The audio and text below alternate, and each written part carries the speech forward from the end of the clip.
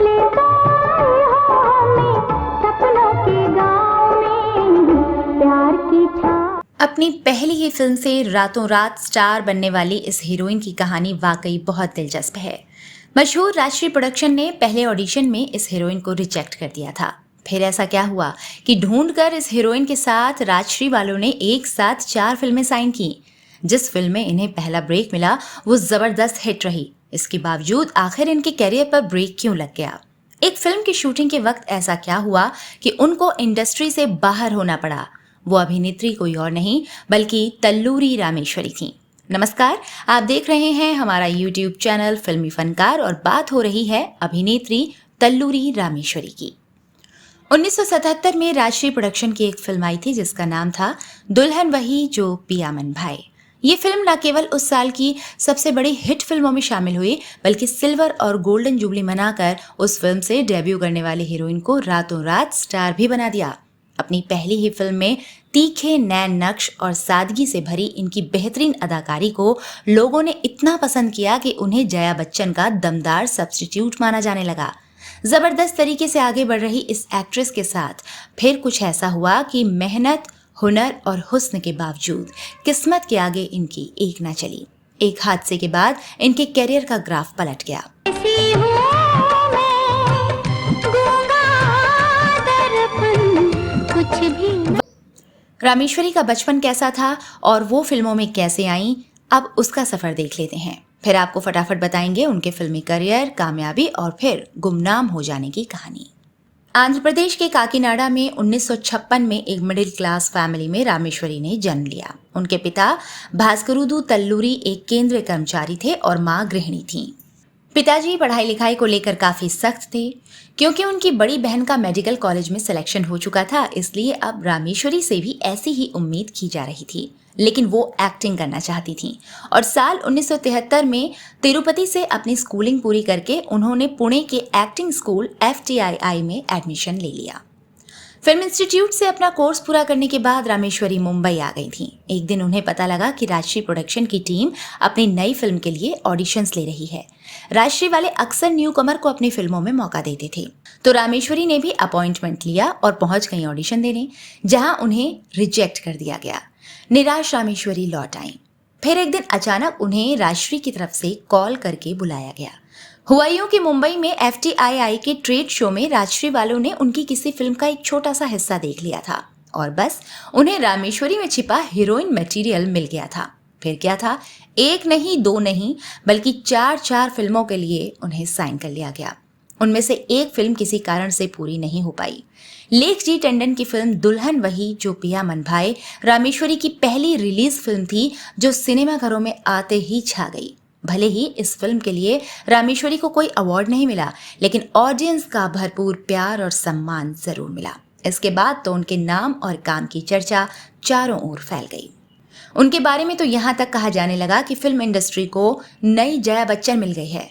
दरअसल late 70s आते आते जया शादी कर सेटल हो चुकी थीं और अपना घर संभाल रही थीं। इसी बीच रामेश्वरी ने फिल्मों में एंट्री ली और सादगी के साथ उनका दमदार अभिनय लोगों को इतना भा गया कि उनकी तुलना जया बच्चन से की जाने लगी।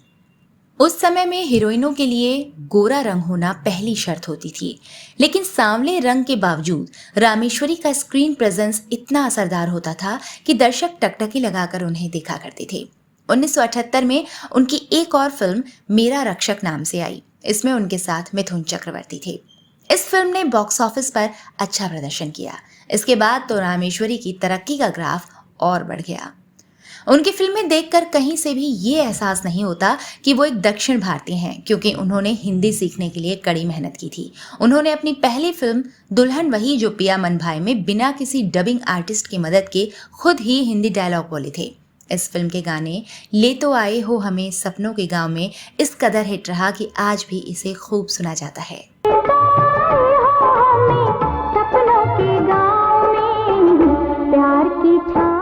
रामेश्वरी का करियर उनकी उम्मीद और सपनों के मुताबिक ही चल रहा था। अच्छा काम, अच्छा नाम और बेशुमार शोहरत उनके कदमों में थी। लेकिन अचानक एक ऐसा हादसा हुआ जिसके चलते न सिर्फ उनके सितारे गर्दिश में आ गए बल्कि उनके करियर पर भी ग्रहण लग गया।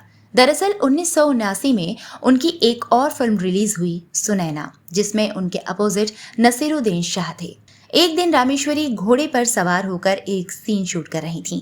इसी दौरान वो घोड़े से गिर पड़ी और कोई नुकीली बारीक सी चीज उनकी आंख में जा लगी, जिसके चलते उनकी एक आईलिड बीच में से फट गई। इस पूरे घटनाक्रम में उन्हें कहीं और एक खरोंच तक नहीं आई। शूटिंग को रोक दिया गया। आंखों की सर्जरी के लिए उन्हें विदेश भेजा गया, जहां उनका कई महीनों तक इलाज चला। उनकी आंख बिल्कुल ठीक हो गई और जब वो लौटी तो उन्होंने शूटिंग पूरी की। सुनैना भी बॉक्स ऑफिस पर कामयाब रही, लेकिन सर्जरी के बाद रामेश्वरी की एक आंख थोड़ी छोटी दिखने लगी थी और यही उनके कैरियर में सबसे बड़ी रुकावट बन गई, जिसके चलते धीरे धीरे डायरेक्टर्स और प्रोड्यूसर्स उनसे किनारा करने लगे और उन्हें काम मिलना कम हो गया। रामेश्वरी जब विदेश से अपना इलाज कराकर लौटी तो बहुत सी फिल्मों में उन्हें रिप्लेस भी कर दिया गया था। 1980 में उनकी फिल्म आई आशा, जिसमें उनके साथ जितेंद्र और रीना रॉय ने भी काम किया था। ये फिल्म उस साल की सबसे बड़ी हिट फिल्म साबित हुई। इसमें रामेश्वरी के किरदार और उनकी एक्टिंग को खूब सराहा गया। इस फिल्म में उन्हें बेस्ट सपोर्टिंग एक्ट्रेस के लिए फिल्म फेयर में नॉमिनेशन भी मिला था। फिर 1981 में अग्नि परीक्षा आई और इसी साल उनकी एक और मूवी शारदा रिलीज हुई। इसमें उन्होंने टाइटल रोल प्ले किया था। ये सभी फिल्में अच्छी चलीं, लेकिन यहाँ आपको ये बताना जरूरी है कि आशा और शारदा जैसी फिल्मों में वो लीड रोल में ना होकर साइड रोल में सिमट चुकी थीं। इसके अलावा उनकी कुछ और फिल्में भी आईं, जैसे मान अभिमान, वक्त वक्त की बात, कालका, मुझे कसम है, आदत से मजबूर, मान मर्यादा वगैरह। लेकिन कोई भी फिल्म उनकी पहली फिल्म जैसा जादू नहीं दिखा पाई। रामेश्वरी के साथ एक ट्रेजेडी ये भी रही कि 2-3 फिल्मों को छोड़कर उन्हें अपने दौर के बड़े एक्टर्स के साथ काम करने का मौका नहीं मिला, जिससे उनकी स्टार वैल्यू नहीं बन पाई। रामेश्वरी को अब ये समझ आ गया था कि हिंदी फिल्मों में करने के लिए उनके पास ज्यादा कुछ नहीं बचा है, इसलिए उन्होंने दक्षिण भारतीय फिल्मों में अभिनय जारी रखा। के विश्वनाथ की फिल्म सीतामा लक्ष्मी रामेश्वरी के कैरियर की क्लासिक फिल्म मानी जाती है, जिसके लिए उन्हें बेस्ट एक्ट्रेस का फिल्म फेयर अवार्ड भी मिल चुका है। इसके अलावा सुपरहिट उड़िया फिल्म मानिनी में भी उन्होंने बेहद दमदार अभिनय किया। 1987 में रामेश्वरी ने इंस्टीट्यूट के अपने सहपाठी दीपक सेठ से शादी की थी, जो पंजाबी फिल्मों के निर्माता और अभिनेता हैं। इस कपल के 2 बेटे भी हैं। फिल्मों के ऑफर कम होने के बाद रामेश्वरी ने छोटे पर्दे पर अपनी किस्मत आजमाई। बाबुल का आंगन छूटे ना, जब लव हुआ, मितवा फूल के जैसे धारावाहिकों में उन्होंने काम किया। अपने पति के साथ मिलकर उन्होंने डायरेक्शन में भी हाथ आजमाए।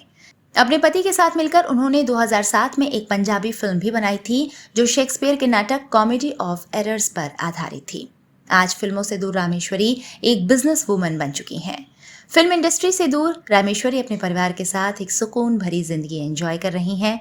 हिंदी फिल्मों, साउथ सिनेमा और उड़िया फिल्मों में की गई अदाकारी और उनके काम को हमेशा याद रखा जाएगा। जाते जाते अगर आपको कोई सुझाव हो तो आप हमें कमेंट करके जरूर बताएं। आपसे फिर होगी मुलाकात। नमस्कार।